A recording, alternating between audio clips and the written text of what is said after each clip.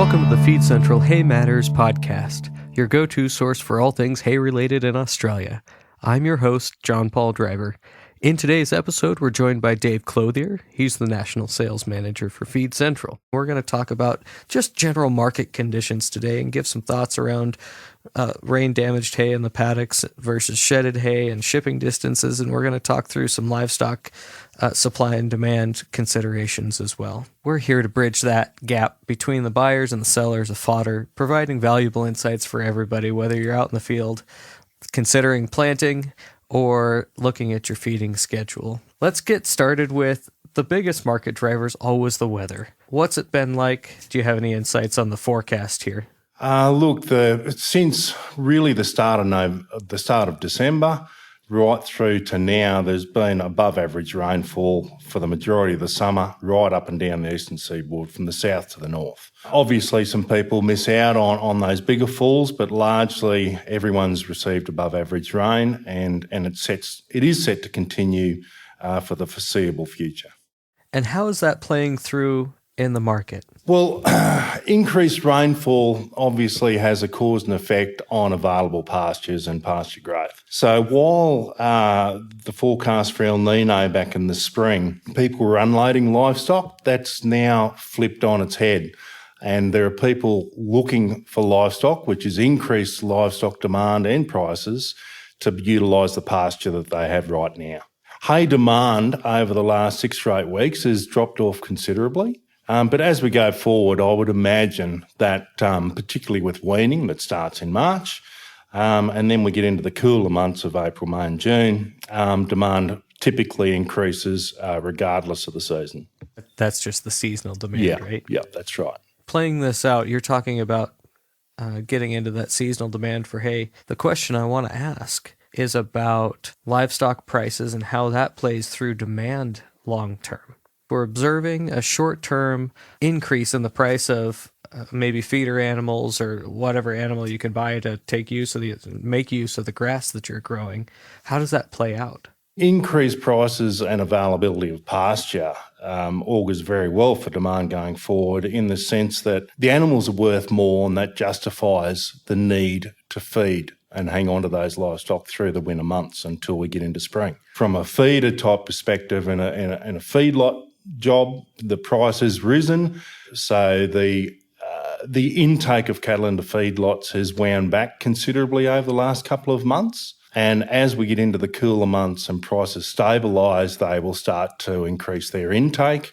And given that the overall expansion in the feedlot sector allowing for them to feed more numbers, that will also have a considerable effect on hay and straw demand going forward. You have available pasture right now that's going to bolster the number of animals that maybe aren't getting hay right now, but at some point in the future, they do have to go to a feedlot. Yeah, that's right. And while demand is pretty tight at the moment, as it starts to cool down, we're over the hump of the hottest part of summer's just about over.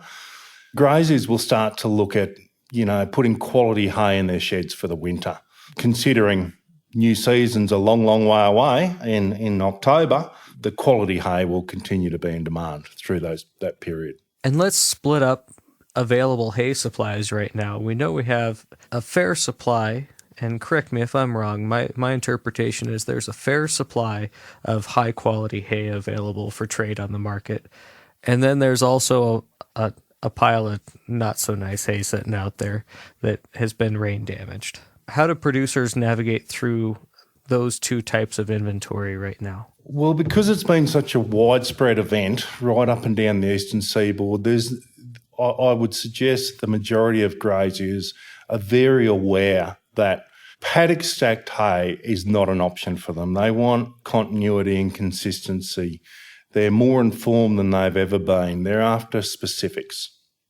And they're willing to pay for quality hay. So right now, there's probably 25 to 30% of hay that is paddock stacked and has been compromised in one form or another, which takes away the opportunity for those negotiations, albeit they still might happen locally over the fence type thing with neighbours, and where they can sort through it and pick the right product.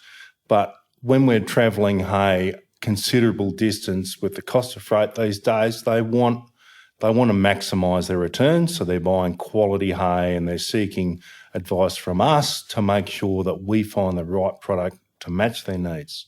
That makes perfect sense. I love the way that you say grazier. That's not a word that we use here in the States, but I certainly understand the meaning here. Whether you're a grazier or a feedlot operator, you're paying close attention to the quality of the hay. And what are some of the big things to be looking for?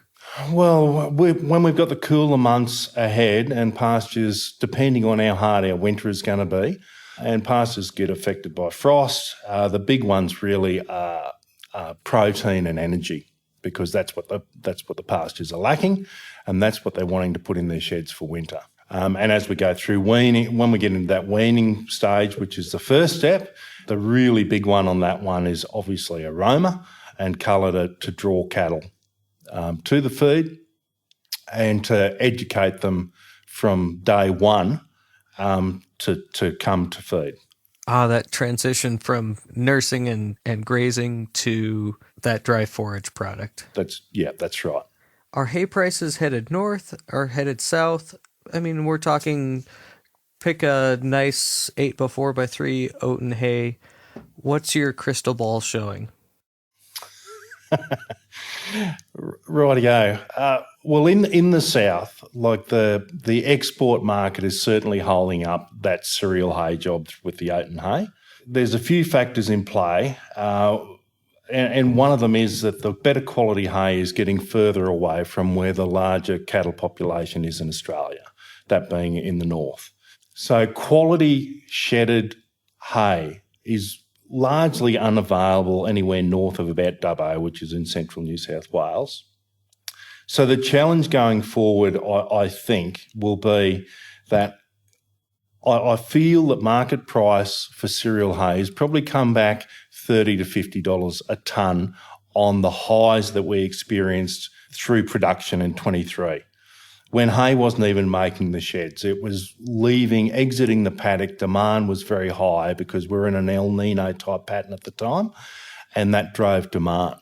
Now that we've got a flush of seasons and pasture quality is very high, I think when demand kicks back in March, that the price will come back slightly to that $30 to $50 per tonne reduction. But because it's coming from further away, I'm not sure that delivered prices are going to change that much because of distance. I think that's a very fine point to put on that. The high quality hay is farther and farther, progressively farther away. So that just increases the freight cost. So if you're buying hay in Queensland, for example, your freight is increasing even though the price of the hay is softened. You're still you're paying about the same delivered price. Yeah. So traditionally what happens, because we're travelling large distances with our fodder, what goes first is obviously the better quality hay with the highest bar weights, because it has such a dramatic impact on the delivered price. So the guys with the sub 500 kilo bar weights, unless it can find a localised home, it tends to be further in the season before we move it. So we've been sort of educating the market for a long time now about the importance of bar weight. And there has been a considerable difference. Just from memory, I think we've had an increase of about 16% in bar weight, which is a really positive story to tell. There's no doubt about that, because it does have an impact on the delivered price. Heavy bale weights make the product more sellable and, generally speaking, for a higher price. Well, at the end of the day, this is not a hard game. The reality is we're trying to match the right product to the right customer at the most competitive delivered price. So bar weight has a dramatic effect on that. And most of our growers that we're talking to on a very regular basis now get that. And the lower bar weight growers have to adjust their price down to compensate if they need cash flow short term.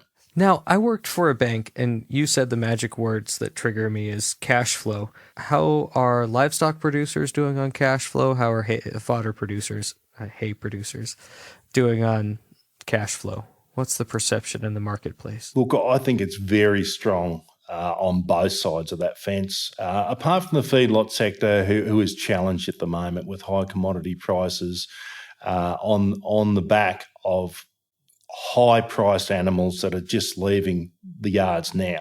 They've got some challenges right now today, that's for sure. But, long term, as the market stabilises, they're buying animals for a lower price, which gives them their margin going forward.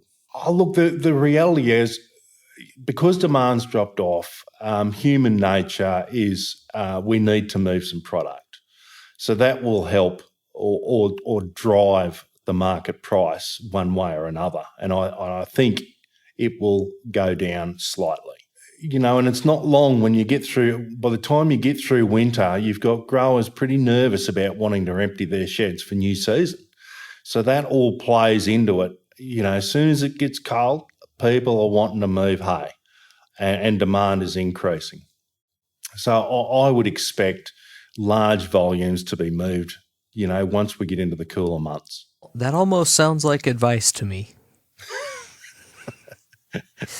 That maybe the expectation is right now, a realistic expectation for a fodder grower is that you're just not going to move that much volume right now. But to put some emphasis on marketing in the coming months to get that hay down the road. Yeah, and there's been a big lesson for the industry in this summer we've just had in the amount of hay that's been compromised that is outside sheds. And I think growers are very, very aware of that. So I think there'll be a push to empty the sheds a little bit quicker than there has been in the past to ensure that they can put new season hay and fill the sheds again. Oh, that's a really important point. I hadn't considered that if a grower had a shed full of hay from 2022, some rained on off-grade stuff that hung over from the previous year, and they stacked their nice new hay outside and it got ruined, they were going to be sensitive to that. Yeah, probably more sensitive than in past years because it's been such a widespread event. I think it's going to be remembered for a long time. That's a really important take, and certainly it sounds like everyone's in the same boat. Well, people have long memories about these sorts of events. And what we've chosen to do in this paddock type space is to leave it to the growers to organise those sales themselves independently under their own steam, because we just can't afford to compromise the outcome for all parties on hay that may have been damaged or been compromised since the initial test was done. You can't expect to put rained on hay on a truck and cart it 500 or 1,000 kilometers and have somebody on the other end be happy about that. That's exactly right, yes. Yep. Feed Central is actively doing something about this, right? In your role at Feed Central, how do you help growers and buyers meet their needs right now under these conditions? We've expressed that demand is low, but the company is investing in infrastructure and people and so forth. So what are we doing now? Right now today, I wonder whether we should make some sort of a statement. And that being, we've got our people on the road with key growers and key buyers to help understand their needs going forward in our downtime. Dave, thank you very much for your thoughts today. Again, I've been joined by Dave Clothier, the National Sales Manager at Feed Central. Really valuable insights around the condition of the crop, some expectations around demand, talking about the livestock sector. It's just been a fantastic discussion. This podcast is proudly presented by Feed Central. Stay tuned for upcoming episodes. We'll continue sharing and learning more together.